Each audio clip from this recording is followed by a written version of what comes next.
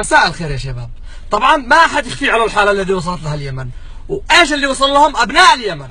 طبعا ناس ماتت جوع، ايوه ماتت جوع داخل البيوت، ناس شربت السم وانتحرت بسبب انها ما لقت ايش تاكل، فقالت هذا كاس العز كاس الشرف وشربت على الموت، اهون لي من ان اخرج اموت يدي.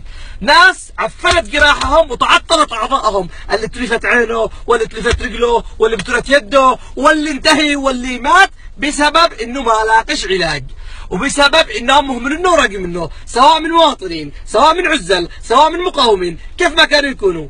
ناس بداخل المطارات تبهذلت، ايوه تبهذلت بكل مطارات الدنيا، من الاردن لدبي للدريوان للبحرين لكل مكان. من الحال وللاسف حتى الطلاب اليمنيين المبتعثين في الخارج لا مصاري لا مستحقات لا اي حاجه، لا احد يلتفت لهم. يموت الطالب اليمني لا سفاره تابع بعده ولا ملحقيه ولا قنصليه ولا شيء. تخيلوا يا شباب، هذا الطالب المبتعث في الخارج ويعتبر مستقبل اليمن، يعتبر مستقبل الجيل القادم، يعتبر الثروه البشريه اللي تبني اليمن بعد الدمار والصراع الذي خلفتوه. ايوه هذا الطالب اليمني مهمل مرمي به هناك. وصل بنا الحال انه المواطن اليمني اهتان في كل دول العالم، وما فيش اي مواطن بالعالم اهتان وتبهذل وانذل مثل المواطن اليمني، على مرأى ومسمع من الثلاث الحكومات، حكومة صنعاء وحكومة الشرعية وحكومة الجنوب. ربي ابتلينا بحكومات وسلط علينا قادة ما يخافون الله، ما نعرف من فين جاوا، لا في قلوبهم رحمة وكأنهم مش بشر، والله ما كأنهم بشر. الحجر لو شاف وضع اليمني وشاف وضع المواطن اليمني والله لا يبكي الحجر، وهم لا ابدا. يعني الحكومه اللي في صنعاء تاكل وتسرق وتنهب باسم المواطن، والمواطن يموت جوع امام عيونهم، ابدا والله ما يلتفتون عليهم. والحكومه الثانيه حقنا نحن ما شاء الله علينا حكومات لونك لونك، كل حكومه بهيجه، لكن ولا ابو واحده ولا ابو واحده كلها متصلت على المسؤوليه، وكلهم بس همهم نفسي نفسي، كروشهم بطونهم اهلهم اموالهم فقط لا غير. الحكومه الانقلابيه اللي في صنعاء بلعت البلاد بما فيها، الاموال سرقتها، الرتب والمناصب اخذتها، الثروه اخذتها، ووصلت بهم المرحله لو بيدهم انهم يبيعوا اعضاء المواطن اليمني تشريح للدول الثانيه والله لا يبيعوا، لو بيديهم يبيعوا الهواء لا يبيعوه. والحكومه الثانيه المتواجده هنا في السعوديه في الرياض نفس الحكايه، مقفيه ظهرها ولا عارفه عن شيء. المواطن اليمني يموت في الداخل وهذه الحكومه ساكته، والمواطن اليمني يموت في الخارج سواء في الغربه او في اي دوله في العالم او في اي مطار هتان والحكومه الشرعيه ساكته. معنا مدري كم وزير ولا شفنا اي عمل على الواقع لاي وزير منهم. كيف ما نش عارف، حسبي الله ونعم الوكيل. والمواطن اليمني عايش على هذا الحال وعلى هذا الوضع، لا كهرباء لا ماء لا بنزين لا غذاء لا دواء ولا اي حاجه، ما فيش غير رائحه الموت ورائحه البارود. وصلت بنا الحاله ان احنا نوصل ندور فاعل خير يتبرع لنا بقيمه اكفان، فاعل خير يتبرع لنا بارضيه نعملها قبور.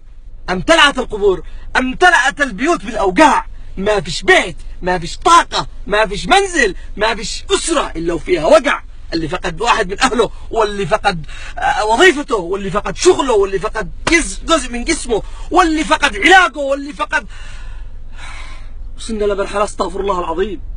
كل هذا اللي وصلنا له واللي بنوصل له بسبب قاده الاحزاب والسياسيين وناشطين الدفع المسبق، اللي يخرج يلمع واللي يخرج يظهر، والزعيم الفلاني والقائد الفدائي وال. تخيلوا ان هذول الزعماء والقاده والسياسيين والناشطين اختلفوا على كل حاجه، ايوه اختلفوا على كل شيء، لكن اتفقوا على شيء واحد. ايش هو؟ اتفقوا على قتل المواطن اليمني اللي هو انا وانت في الداخل ولا في الخارج. هذا هو هدفهم وهذا هو اتفاقهم. بس جاءت الحكومه الشرعيه، فرحنا قلنا لك الحمد يا رب. جاءت الحكومة اللي بتجري بعد المواطن وتدور بعد المغترب وتدور بعد اللاجئ وتدور بعد الهارب وتدور بعد الجريح، أهملت كل شيء، رجمت بكل شيء، ما قدرش تضبط منفذ. الناس تموت بالآلاف، يا أخي أنت اسكت لشوقتك. الناس تموت بالآلاف بالمنفذ، الناس تتقلب وتموت ولا عملها شيء، ما قدرش تضبط سفارة بالقاهرة، سفارة بأي دولة ما قدرش تضبطها. ايش من شرعية دي؟ الجرحى اللي قاتلوا في سبيل الشرعية في سبيل إعادة الشرعية ما عالجتهمش. ايش الشغل؟ وبعدين طلعنا نتكلم كفايه حرب كفايه، قالوا لا ليش؟ وين راحت باشر؟ نشتي نحافظ على البقيه، نحافظ على البقيه. معانا شرعيه بين 66 كلب عليكم. 3 سنين. ايش فعلت لنا الحكومة الانقلابية؟ او ايش فعلت لنا الحكومة الشرعية؟ الحكومة الشرعية اسست لها 200,000 جندي، مدري جنات لها 200,000 جندي، وما قدروا يضبطوا خط العبر، اللي يقتل يقتل، واللي ينهب ينهب، واللي يتقطع يتقطع، ما قدرش يرقع حفر اللي بوسط الشارع، مع منه 5 مدري كم كيلو. عيب، استحوا. وهذه الحكومة اللي في صنعاء ما قصرش بلعت البلاد والعباد.